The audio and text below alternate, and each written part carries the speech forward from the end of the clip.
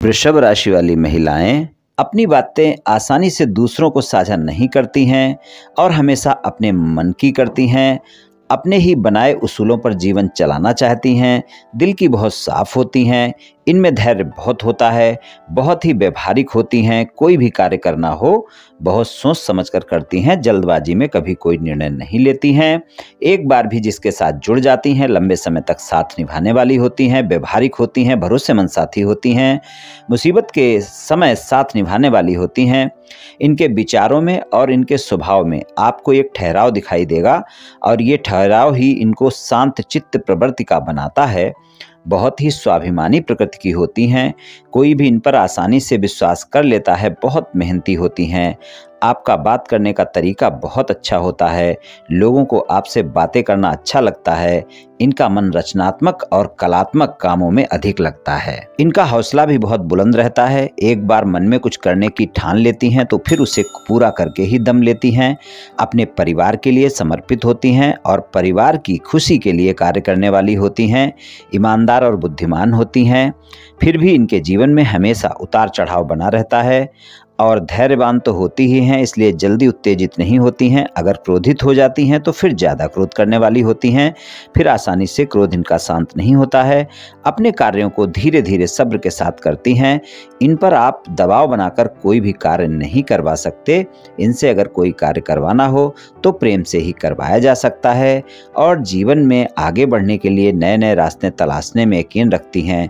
थोड़ा संकोची स्वभाव इनका होता है। चलिए वर्ष 2025 के राशिफल की चर्चा कर लेते हैं। राशिफल में हम शिक्षा की बात करेंगे, धन और आय की बात करेंगे, व्यापार कारोबार नौकरी की बात करेंगे, प्रेम संबंध, वैवाहिक संबंध, पारिवारिक जीवन और स्वास्थ्य की बात करेंगे और अंत में उपाय की चर्चा भी करेंगे। इसलिए वीडियो को पूरा अंत तक देखें व सुनें, तभी आप राशिफल की पूरी जानकारी प्राप्त कर पाएंगे।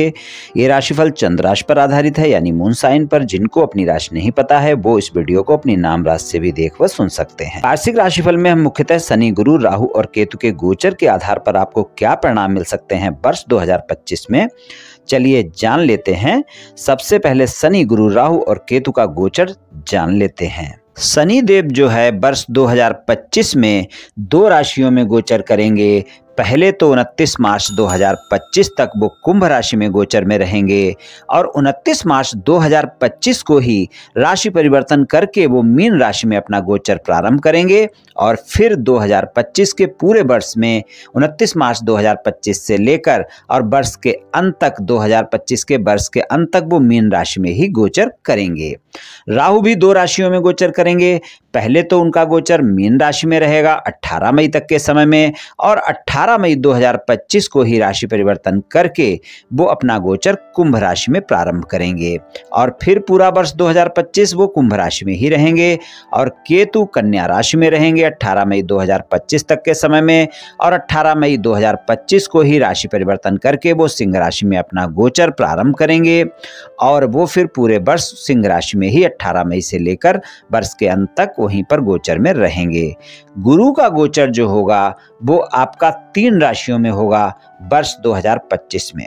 पहले तो गुरु जो अपने गोचर में रहेंगे वृषभ राशि में रहेंगे और 14 मई तक के समय में वृषभ राशि में ही गोचर करेंगे और 14 मई को ही वो राशि परिवर्तन करके मिथुन राशि में अपना गोचर प्रारंभ करेंगे और 18 अक्टूबर को वो मिथुन राशि से निकलकर कर्क राशि में अपना गोचर प्रारंभ करेंगे और उसके बाद 5 दिसंबर को फिर से वो मिथुन राशि में अपना गोचर प्रारंभ करेंगे। तो कुछ इस तरह से गुरु का गोचर 3 राशियों में रहने वाला है। गुरु का जल्दी जल्दी राशि परिवर्तन वर्ष 2025 में आपको देखने को मिलेगा।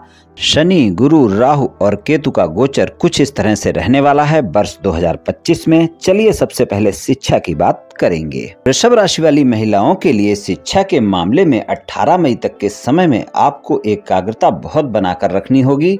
अपने समय को खराब करने से बचना होगा रहेगा। 18 मई तक के समय में केतु का गोचर पंचम भाव में बना रहेगा। शिक्षा के मामले में आप देखेंगे अप एंड डाउन देखने को मिलेंगे, इसलिए आपको ज़्यादा मेहनत करने की आवश्यकता होगी, तभी शिक्षा में अच्छे परिणाम मिल पाएंगे। तो 18 मई तक के समय में इस बात का ध्यान रखकर चलें। और 14 मई के बाद का जो समय होगा वहां पर गुरुदेव की दृष्टि पंचम भाव पर हो जाएगी। पहले तो गुरुदेव प्रथम भाव में रहेंगे, तो पंचम दृष्टि उनकी पंचम भाव पर बनी रहेगी। तो 18 मई तक के समय में भी आपको सामान्य परिणाम मिल जाएंगे, लेकिन एकाग्रता अवश्य बनानी होगी। और उसके बाद गुरुदेव की दृष्टि जो है छठे भाव पर होगी। तो कंपटीशन एग्जाम वाले लोगों के लिए मध्य मई के बाद का समय बेहतर होगा। वहां पर अगर आप कोई कंपटीशन एग्जाम की तैयारी कर रही हैं या फिर कोई गवर्नमेंट एग्जाम में बैठ रहे हैं आप, तो आप मेहनत करें, आपको सफलता मिल सकती है। तो शिक्षा के लिए कुल मिलाकर अच्छा समय देखने को मिलेगा, लेकिन पंचम भाव में केतु का गोचर है, एकाग्रता आपकी बार बार भंग होती रहेगी, पढ़ाई में मन नहीं लगेगा। इस बात का थोड़ा सा ध्यान रखकर आपको चलना होगा शिक्षा के मामले में। अगर आप कोई नौकरी कर रही हैं या फिर व्यापार कारोबार कर रही हैं तो धन और आय के मामले में अच्छे परिणाम देखने को मिलेंगे। धन के मामले में जो भी समस्याएं चल रही हैं वर्ष 2025 में समाप्त होंगी। स्थान परिवर्तन भी आपका हो सकता है, नौकरी में ट्रांसफर हो सकता है, या व्यापार कारोबार आप दूसरी जगह ले जा सकते हैं या फिर उसका विस्तार कर सकते हैं। संपत्ति से लाभ देखने को मिल सकता है, कोई नया वाहन खरीद सकते हैं। जो लोग नौकरी की तलाश में हैं उनकी ये तलाश इस वर्ष पूरी हो सकती है। इस साल कोई न कोई पदोन्नति या वेतन वृद्धि भी देखने को मिल सकती है। व्यापारिक संबंध मजबूत होंगे और 14 मई के बाद का समय अच्छे परिणाम दिखाएगा। अचानक लाभ भी देखने को मिल सकता है। धन की बचत जो है 14 मई के बाद आप कर पाएंगे। इन्वेस्टमेंट जो भी करना है सोच समझ कर करें, और किसी को भी अगर उधार देती हैं आप तो उधार देने से बचें और पूरे वर्ष खर्चों पर नियंत्रण रखें, क्योंकि अगर आप उधार देती हैं तो वो उधार आपको आसानी से वापस नहीं मिल पाएगा। प्रेम संबंध के मामले में अगर हम बात करें तो 14 मई तक के समय में अगर आप तालमेल बनाकर रखेंगे तभी आपके संबंध अच्छे रहेंगे, क्योंकि गुरुदेव की दृष्टि तो पंचम भाव पर बनी रहेगी, लेकिन केतु का गोचर 18 मई तक के समय में पंचम भाव में बना रहेगा। तो आपको अपने साथी के साथ तालमेल बनाकर रखना होगा, गलतफहमी और शंकाओं से बचना होगा, तभी आपको अच्छे परिणाम मिल पाएंगे। 18 मई के बाद केतु चौथे भाव में गोचर करेंगे, यानी सिंह राशि में चले जाएंगे। प्रेम संबंध के लिए ये समय आपको बेहतर परिणाम दिखाएगा। वहां पर आपके साथी के साथ संबंधों में मधुरता देखने को मिलेगी। शादीशुदा जीवन ये साल अच्छा रहेगा। इस साल आपके शादीशुदा जीवन में प्रेम बढ़ेगा, एक दूसरे के साथ समय भी बिताएंगे। और 14 मई तक का समय शादीशुदा जीवन में अगर कोई भी आपके जीवन साथी के साथ किसी भी तरह का कोई वाद विवाद चल रहा है तो वो भी आप समाप्त कर सकते हैं। और शादीशुदा जीवन के लिए 14 मई तक का समय ज्यादा बेहतर रहने वाला है। अविवाहित लोगों के लिए भी ये साल अच्छे परिणाम लेकर आ रहा है। पारिवारिक जीवन की बात करें तो पारिवारिक जीवन के लिए भी साल अच्छा रहेगा। आपके परिवार के वातावरण में आप देखेंगे खुशियां रहेंगी, लेकिन आप ध्यान रखकर चलें कि 14 मई तक के समय में थोड़ा सा आप पारिवारिक जीवन में खासकर अपनी संतान के साथ और अपने बड़े भाई बहनों के साथ संबंधों में मधुरता बनाकर रखें, नहीं तो वहां पर वाद विवाद देखने को मिल सकता है। और पारिवारिक जीवन में अगर तालमेल बनाकर रखेंगे तभी आपको अच्छे परिणाम मिलेंगे। और 14 मई के बाद का समय पारिवारिक जीवन के लिए ज़्यादा अच्छा रहेगा। स्वास्थ्य के मामले में इस वर्ष 2025 में साल के पहले 3 महीने स्वास्थ्य ठीक रहेगा, लेकिन बाद में अप्रैल से जो है स्वास्थ्य में कोई न कोई अप एंड डाउन देखने को मिल सकते हैं।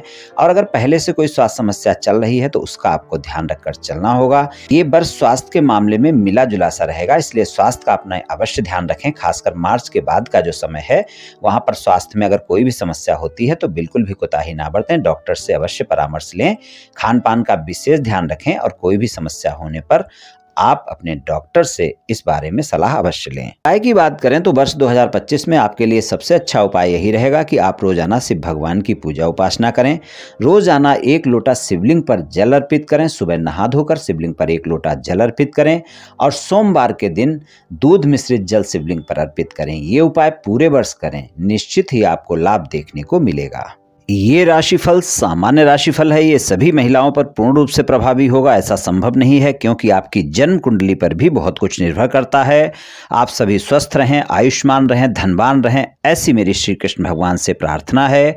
जय श्री कृष्ण, जय श्री राधे।